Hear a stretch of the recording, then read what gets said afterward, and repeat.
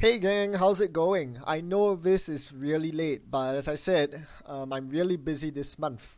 So yeah, videos have to take a bit of a back seat. But today I'll be running through the final iteration, the final changes of the most wanted list.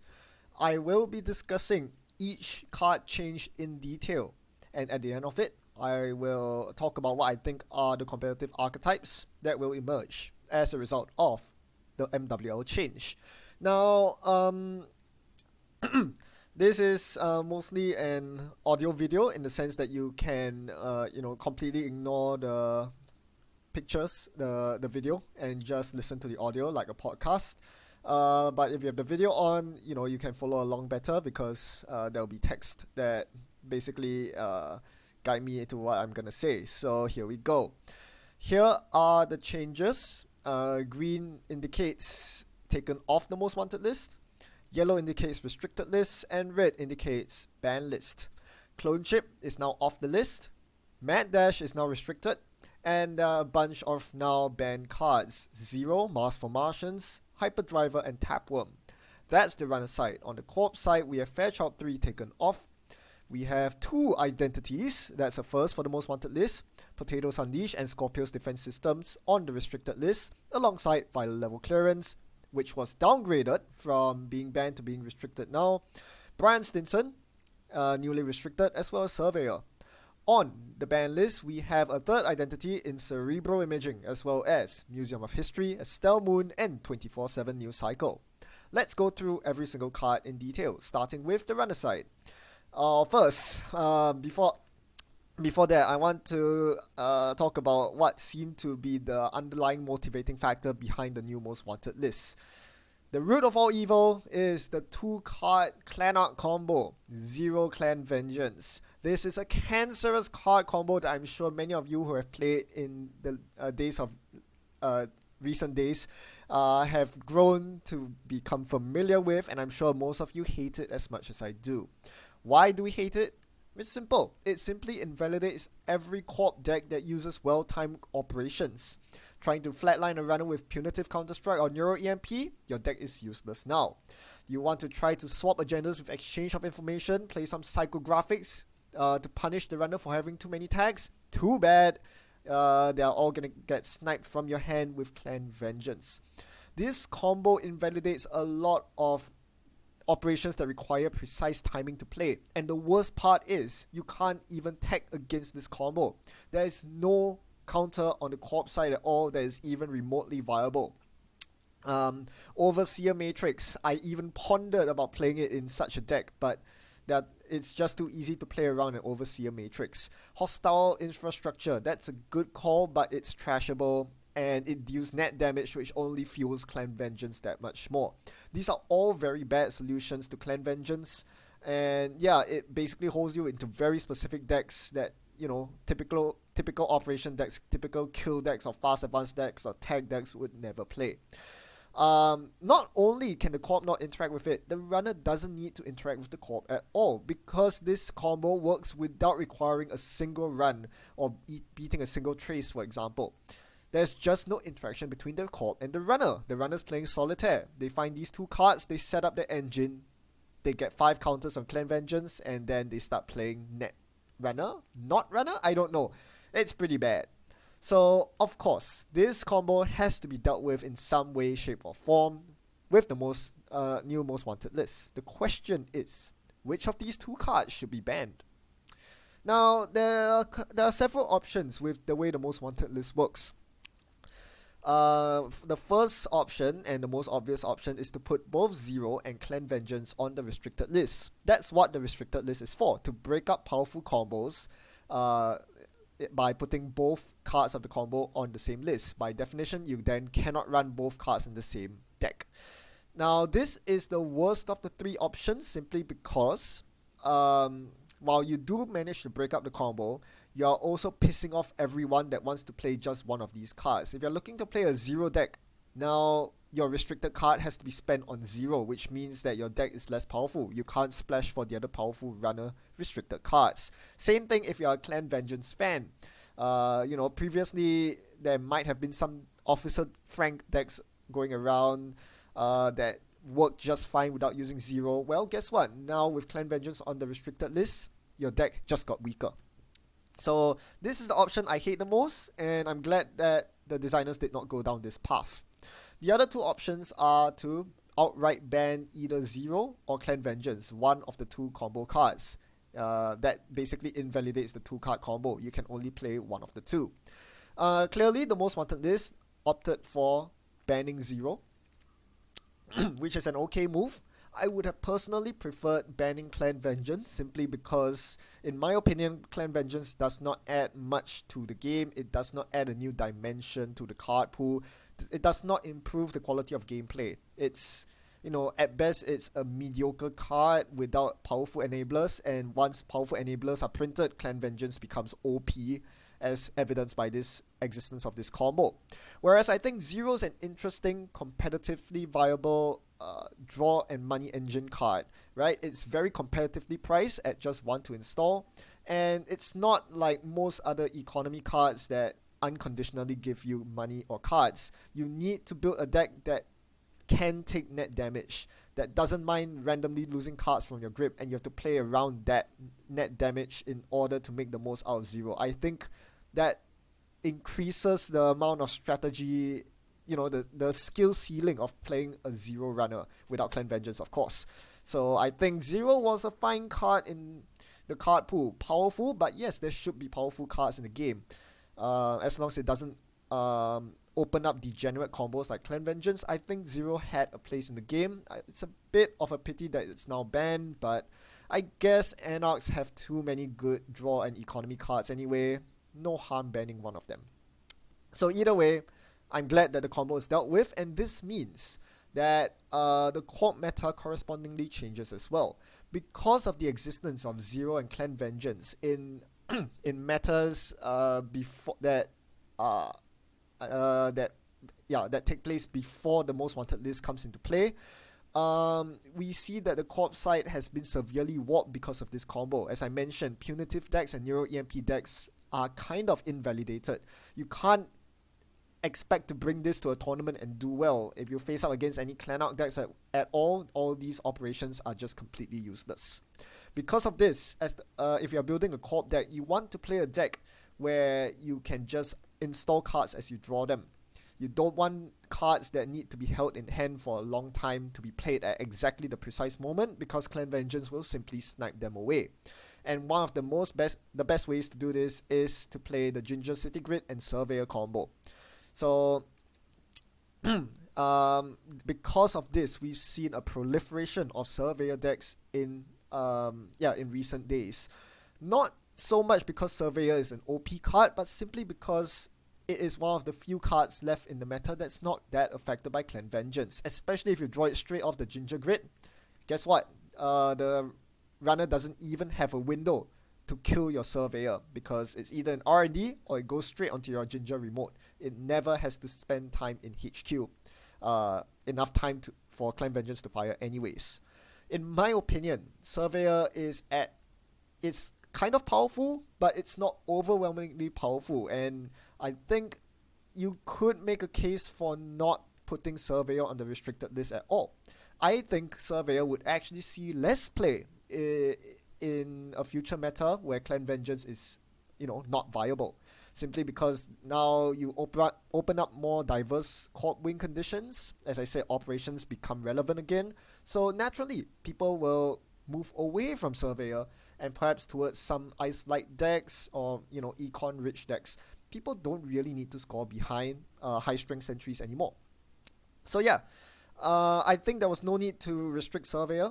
But given the rest of the Most Wanted list, which we will discuss later on, I can see the argument for putting Surveyor on the Most Wanted list because, as a result of other changes, Surveyor needs to be put on the restricted list. We'll talk more about that later. So yeah, ultimately I think it's fine, but on the same token, I think Surveyor is at a fine power level. It just got holes because of the way the Most Wanted list works. Right, let's move on to another runner card in Mad Dash. Now this is not a degenerate power card like Clan Vengeance and Zero were. However, Mad Dash was too high up the power curve. That's what necessitated it on the most wanted list. Any card that directly advances your win condition needs to be scrutinized very carefully, balanced very delicately, right? Anything that gives you agenda points, basically. Free agenda points, especially for the runner side, because otherwise the only way to get agenda points is to steal corp agendas. Mad Dash does exactly that, and it does it too efficiently. If you compare it to its similar counterpart, Freedom through Equality, it doesn't require the extra click that you need to play Freedom through Equality. Mad Dash requires a click to play, but it also allows you to make a run clicklessly, which Freedom through Equality doesn't. It also costs you 3 credit less. It's basically free to play. Most importantly, it already synergizes with already good cards. Cards like Indexing, Turning Wheels, Spy Camera, and Find the Truth are all viable in this meta, and that makes Mad Dash that much more, a natural include. Perhaps too much of an auto include, some should say, which is why Mad Dash deserves its place on the most wanted list, because most people are just trying to win with Mad Dash that way. Without Mad Dash as an easy free agenda point, it also encourages diversity in corporate agenda suites. Previously playing lots of 3-pointers could be a liability, because Mad Dash runners can win off stealing 2 3-point agendas, which is a very nasty feeling. It will also, force runners to look at different ways of multi-accessing besides just peeking at the top card of R&D. This used to be not a very powerful strategy, using cards like Indexing or Spy Camera simply because of the existence of Jackson Howard, but now with fewer and fewer R&D shuffle effects during paid ability windows, Mad Dash has become that much more powerful, and as such, I think it's fine that Mad Dash is put on the restricted list. It also helps that it further weakens Clan Vengeance decks. Don't forget, Clan Vengeance is still legal. It's not on the most wanted list at all, only Zero is. So anything that can weaken Clan Vengeance decks is a plus in my book. Right, next up we have pure degeneracy enablers, right? Hyperdriver and Mars for Martians. Now, Mars for Martians isn't exactly a degenerate card in and of itself. It's basically a money card, but a very powerful one that's so powerful that we can't really justify having it not on the restricted list. I mean, this card can gain an unbounded amount of money. That's pretty crazy. But I think the reason why Mars for Martians was left untouched for such a long time was because up till this point, we have not seen Mars for Martians used in a context where it is not intended to be used, right? Previously, the Clanarch archetype was one that was intentionally designed by the designers, and one that was of an appropriate power level. However, with Rain and Reverie, this is my opinion, I guess, but I think you'll probably agree that it makes sense. What the designers were going for was that they were trying to design a new criminal archetype that was all about taking tags and then avoiding them or removing them. So you have Lisa, obviously, Lisa Talking Thunder, as well as other cards, support cards in Rain and Reverie like Thunder Art Gallery, which was clearly designed to be used in tag removal Lisa. The problem is competitive players looked at the identity ability and said, it's just way easier to play Lisa as a tag me ID. So they started putting all the Clanarch cards into Lisa, and guess what? It worked wonders. When you take lots of tags and then play Mars for Martians, which costs only 1 influence, that's super powerful econ engine. And because of that, after Rain and Reverie was released, I think Lisa became a top tier runner almost instantly. And that was a problem. It was never intended to be played that way.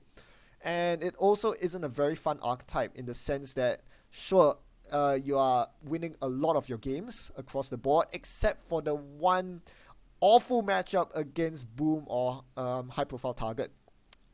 This sort of decks that, where the outcome of the game is mostly down to whether the core is packing a single hate card or not, doesn't make for much fun Netrunner. I mean, do you think it's a fun game if I bring this tag me deck to a tournament and then, I get busted out by someone playing high profile target and with no possible recourse. Yeah, these kind of polar matchups don't really make for good games. It doesn't make for good spectating. It doesn't make for very thrilling games at all. It's just something the game could do without. So instead of having such a powerful archetype possibly dominate the competitive scene, why not just nerf this polarizing archetype, make it such that the competitive archetypes that remain are more dependent on player skill than deck matchups. It's a fair thing to do, and because of this, I do support putting Mask for Martians on the restricted list. Same thing for Hyperdriver. While it is not a degenerate card by itself, the fact that it can enable combo turns much more efficiently than any other card out there makes it a pretty awful card to have to deal with. It's not something that the court can interact with, and the extra clicks can really go a long way towards making combo decks very enabling combo decks. Combo decks were never really meant to be part of Netrunner, as we'll soon see. There's a reason why Cerebral Imaging was put on the most wanted list. Combos, 2 or 3 card combos are fine, but if you give the corp too many clicks, if you give the runner too many clicks, they get really out of hand and you start losing the core essence of Netrunner. It's very debatable, but I think a majority of players, correct me if I'm wrong, would rather such decks not exist, or at the very least not be competitive. So there you go. Now, a removal on the runner side. Clone Chip was downgraded from restricted to not being on the list at all. This begs the question, why was Clone Chip on the most wanted list in the first place? If you think back all the way to when the most wanted list was first drafted up, that's the reason. It was there since the very beginning, and no one bothered to remove it. Not until now. It was put on the list mostly because it was a powerful card back at the time. But now that we re-evaluate it in the context of post-rotation Netrunner, I think removing Clone Chip makes sense. Clone Chip was a very powerful card back in the day because it enabled some of the best programs in the game. Parasite was the most notable of them all. The ability to instantly fetch a Parasite from your bin and instantly kill a piece of ice that you were encountering was a huge part of runner play back then. So they started hitting both Clone Chip and Parasite with most wanted lists. But now that Parasite is gone, Clone Chip's not that awful. Sure, there are still cards like Cerberus Lady and David, which were powerful back then and are still relevant now, but they're by no means oppressive. Clone Chip enabling them, we can let that live. Especially now that better barrier breakers have been printed, and now that David is arguably not that good, now that there are so many big eyes with lots of subroutines out. The other thing about Clone Chip is that besides enabling these temporary breakers, or rather, limited use breakers, I should say, Clone Chip also allows you to fetch breakers with insane consistency when used in conjunction with self-modifying code. One thing you could do is to Clone Chip for a self-modifying code. Once you have a self-modifying code in your bin and a Clone Chip on your table, it means that you can fetch a program from anywhere, whether it's from your bin or from your deck. And if it's in your hand, well, you just play that breaker normally. So that was what made Shapers very consistent back in the day. And, Shapers seem to need a little bit of a power boost now, so why not give them their Clone Chip back? So I guess that's the motivation for removing Clone Chip from the most wanted list. And that comes with several consequences, which we'll discuss in detail now.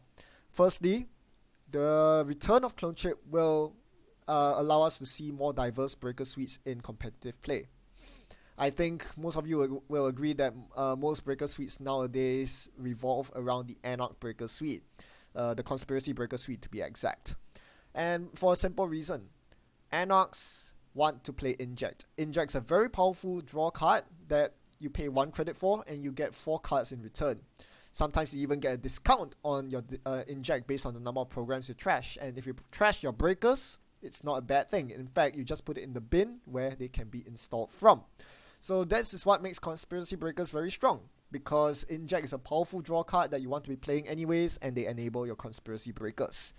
So yeah, because of that, um, yeah, we see a lot of Conspiracy Breakers now, and Clone Chip will allow us to see some more breakers that didn't see that much play earlier on. Hopefully at least.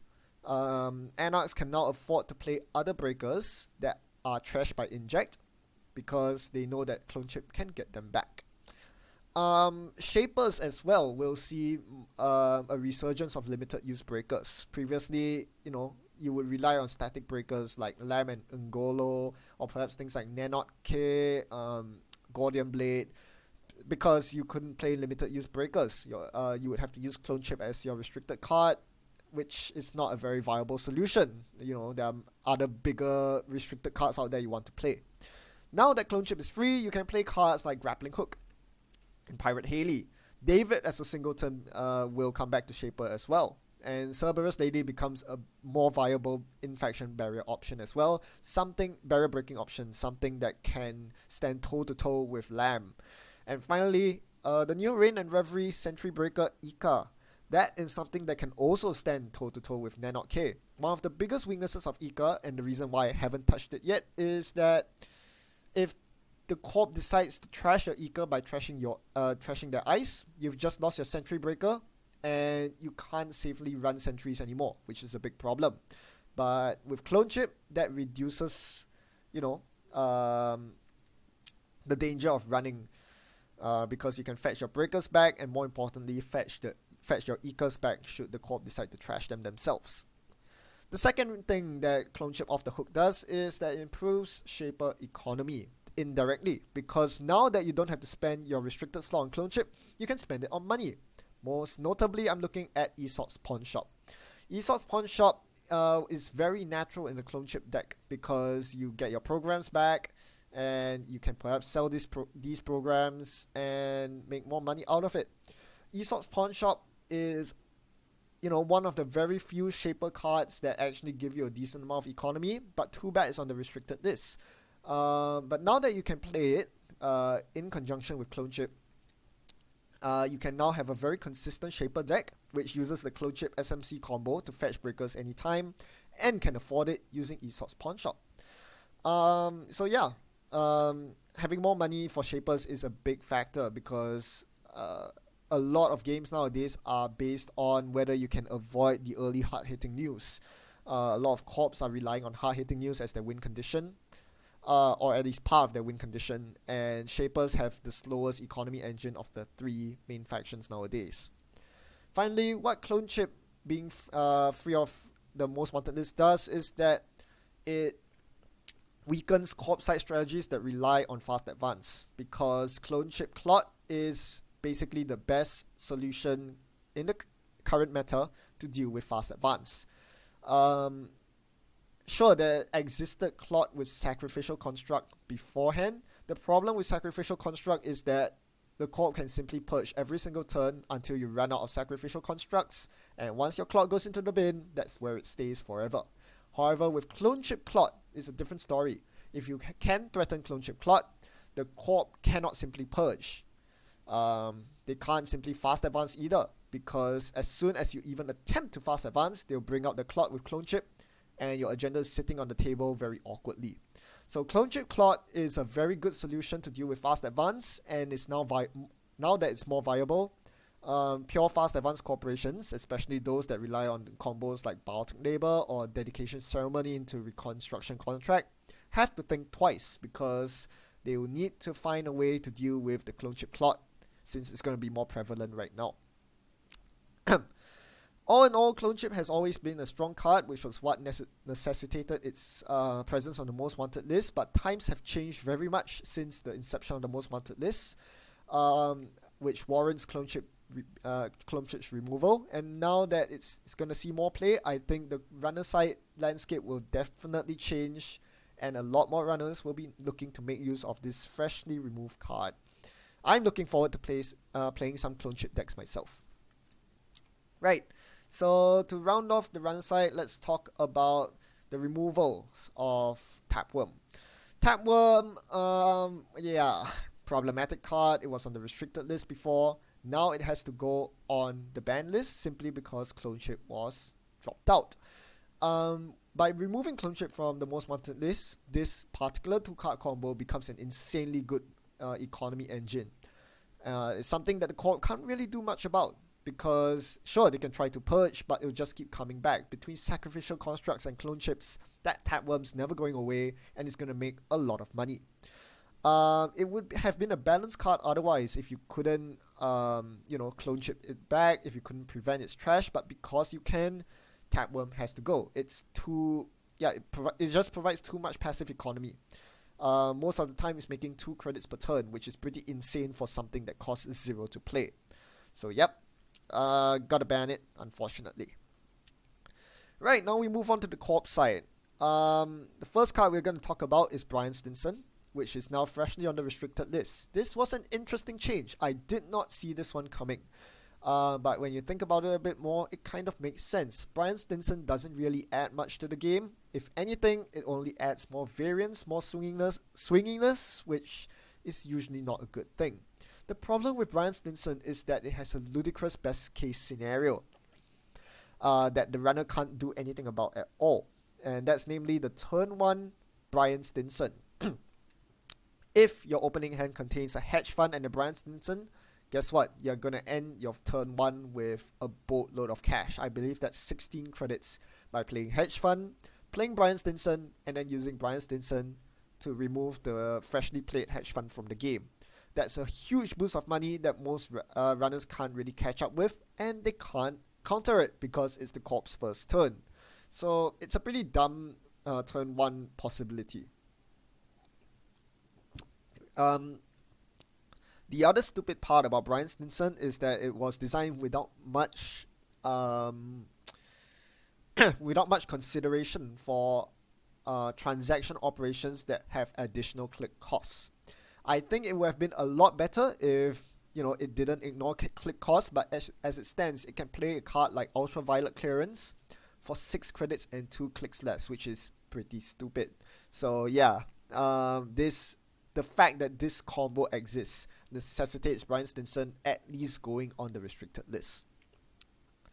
I also think that Stinson requiring most wanted list is a symptom of runners having poor burst economy, because Brian Stinson's condition, Brian Stinson only can do anything if the runner's poor.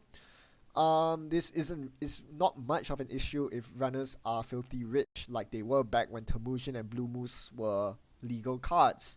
Now that those cards are gone, however, runners are a lot poorer, you'll find, and because of that, Brian Stinson had its chance to shine in the limelight. So that's something to keep in mind. But all in all, Brian Stinson is a card that has too good of a best case scenario to justify remaining in the card pool untouched. Okay, well, this card has been waiting for the most wanted list for a long time. You bet it would have came sooner if I won Worlds in 2016, but nope. Still better late is better than never, I guess. So 24/7 News Cycle is finally on the most wanted list, where it belongs in the banned section. Here's why 24/7 News Cycle is a poorly designed card. Because it violates the design of when scored effects on agendas. It's the same as Brian Stinson. It ignores the game balance of adding click costs to operations like Ultraviolet Clearance. If Ultraviolet were a single click operation instead of a triple, it would be so bloody good. It will see play in virtually all HB decks. The fact that it costs 3 clicks is a balancing factor. Same thing. Agendas were balanced with the advancement requirement in mind when they designed their when scored effects. If you look at an agenda that has such an effect, one like Armed Intimidation, it is not a very powerful agenda if you score it with no clicks remaining, right? The runner can just simply take 2 tags and then clear them on their turn. Armed Intimidation becomes a lot more powerful if you can score it and still have clicks remaining. So for example, if you leave your Armed Intimidation double advance in the remote and the runner doesn't contest it for a turn, you can then double advance it the next turn and you have 1 click remaining after scoring the armed intimidation to do stuff. Threaten the runner with something like a closed accounts, exchange of information, something that punishes tags, force them to take the 5 meat damage, give them a non-choice. And that's good design, because you deserve it as the corp. Because this agenda was meant to be single advance and then triple advance the next turn. If you manage to leave it double advance and the runner doesn't contest it, you deserve a higher reward. And same goes if you can triple advance the armed intimidation before scoring it. That means that on your turn you have 2 free clicks, and you can now threaten even worse tag punishment cards like Boom, which will just outright kill the runner. So armed intimidation scales that way. It's like those project agendas. The more clicks you have remaining on your turn after scoring it, the stronger its effect. The problem is 24/7's news cycle just completely bypasses this skill check, this risk reward balance, and throws it out of whack by saying, you know what, no matter how you scored this agenda, this one puny card 24/7 news cycle allows you to trigger that when scored effect and still have 2 clicks remaining no matter what. That is a stupid strong enabler. You can 24/7 news cycle into Boom, and there's not much the runner can do about it. By bypassing this balance consideration, it basically restricts your agenda design space, because you cannot really design agendas that have too powerful of a when scored effect. And yeah, that is just a very big problem. Agendas were never meant to be scored on the first click of your turn, unless the corp made some really risky plays or the runner was severely misplaying, in which case the corp deserves it. 24/7 news cycle throws everything out of whack, and it is now whacked into the most wanted list for good. Right, we move on to another combo or card that people have been dying to see on the most wanted list. Cerebral imaging is finally no more. We now see it on the ban list along with Estelle Moon. Here's the thing about these cards. They allow the corp to have a crazy big hand, a ludicrously big hand, much more than the game would like. That's a problem. It took us a long time to figure out that was a problem, but we finally realized it. Having a big corp hand is a problem, because there are too many corp cards that become unintentionally strong or enable unintentional combos when the corp amasses multiple copies of them. Having a big hand size allows you to increase the probability of drawing multiple of the same card. Cards like Shipment from Kaguya, cards like Dedication Ceremony, that cause problems when they are played successively in the same turn. If you play 3 Shipments from Kaguya on your turn, for example, you can score an agenda using Efficiency Committee clicks. Normally, Efficiency Committee is balanced by the fact that you cannot manually advance your agendas, but Shipment from Kaguya bypasses that, and Cerebral Imaging is what allows you to play multiple Shipments from Kaguya during your turn, because you can hold all these Kaguyas in hand. Efficiency Committee suddenly gets its balance thrown out of whack. You can now score agendas with those extra clicks, even though the agenda was clearly designed not to be used as an agenda scoring card. Same thing with Dedication Ceremony and Reconstruction Contract. By being able to reliably get multiple dedication ceremonies in hand, you can now 6 advance an agenda, which is pretty silly. Right? 2 dedication ceremonies allows you to get a 6 advance Reconstruction Contract, which then allows you to score a super big Vitruvius. Not an intended design at all. And finally, cards like Successful Field Test become unboundedly powerful when you have too many cards in hand. Because of this, the evidence is pretty clear. All these cards have a certain use case in mind when they were designed, but in the context of being able to expand your hand to insane levels of hand size, you are now able to play so many of these cards in a single turn, and that causes balance problems, because these cards were not designed to be comboed off like that in the first place. By banning Cerebral Imaging and Estelle Moon, these set cards are now brought back to the power level which they were designed for. used in a reasonable way, like shipment from Kaguya, for example, allows you to get 2 advancement counters on the table for a single click. That's the intended power level which it's at. Efficiency Committee gives you 3 free clicks, not to score agendas with, but to do other stuff. That is reasonable. So everything is brought back in line with the intended power level once these cards are banned, and this is what motivates their banning. If it's unclear to some of you who are not familiar with Estelle Moon, it enables big hand combos because assuming you can protect your Estelle Moon, you can potentially hoard lots of counters on Estelle Moon, and at the start of your turn, you can pop the Estelle Moon, trash it, and draw lots of cards. This effectively gives you a super big hand size. Normally you have to respect your hand size of 5, but with Estelle Moon, because the hand size check is only done at the end of the turn, if you pop your Estelle Moon at the start of the turn, you don't have to check for hand size. So you effectively start your turn with a big hand, and with that big hand, you can do lots of things. So yeah, glad to see these cards are finally put on the most wanted list. I've never been a big fan of super big combo Netrunner, and now that it's gone, the world's a better place. Because Cerebral Imaging is no longer a thing to worry about, Violet level clearance can now come out and play. The reason Violet level clearance was put on the ban list in the first place was because it was too bloody good in CI. Most notably, just like a turn 1 Brian Stinson, a turn 1 Violet level clearance is a huge swing for Cerebral Imaging. It basically circumvents its downside because not only do you draw cards, you get the money needed to keep those cards in hand with the CI identity ability. And just like Brian Stinson, if you do this on turn 1, the runner can't even counter it by trashing the Violet level clearance. But wait, it gets worse. Even if you run aggressively against CI, there's no guarantee that you'll trash all their Violet level clearances after that. Because CI has an oversized hand, it's very difficult to hit the Violet level clearances from their hand and trash them.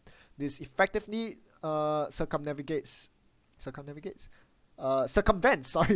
wrong word. This effectively circumvents Violet level clearances design, which was that because it's such a powerful operation card, it was given a very low trash cost of 1.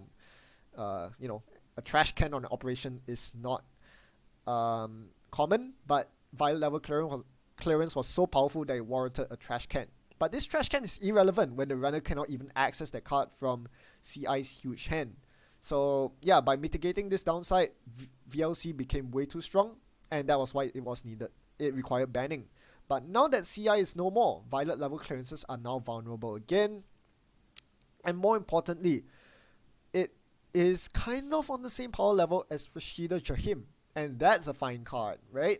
The Corp deserves to get a big boost in cards and money if they can protect the Rashida. Same thing with Violet level. It has the downside additionally of being a terminal transaction. Rather a terminal operation, so it ends your turn. So yeah, you have to play around these things a lot more, which is a lot more difficult without the Cerebral Imaging identity ability. Which is why it is now an okay economy and draw card. In fact, I think they would even not mind taking it off the most wanted list, if not for the fact that it synergizes so well with Ginger Grid. I think that's the one thing that's keeping Violet level clearance on the list. Violet level clearance enables Ginger City Grid too well. It's a very powerful synergy, and because of that, you need to put it on the restricted list. At the very least, you cannot play Violet level with Ginger City Grid and Surveyor in the same deck. Surveyor, as you know, is very powerful when stacked with Ginger City Grid. So yeah, you have to pick either Surveyor or Violet level clearance to go with your Ginger Grid, which is good, right? And this is why Surveyor was needed on the most wanted list. As mentioned earlier, I think Surveyor's at a fine power level. It's powerful, but not overpowered. The reason it needed to go on the MWL was because Violet level clearance came down. So yeah, balance issues with the entire most wanted list viewed in the macro at the macro level necessitated Surveyor on the list. Right. The other consequence of Cerebral Imaging being removed from the game is that now HB has been crippled. If you look at the Eurostat crunching that I did with Sanjay, back in Euros this year, you realize that even though the co-op side was very diverse, all 4 factions were represented, and no more than 3 of each identity was seen in the top 16 cut, HB was only represented by 1 identity, cerebral imaging. The other HB IDs were complete utter shite. With ETF gone, it turns out that the game designers have been designing underpowered HB identities all this while. It shouldn't come as any surprise for those of you who have played this game for any period of time.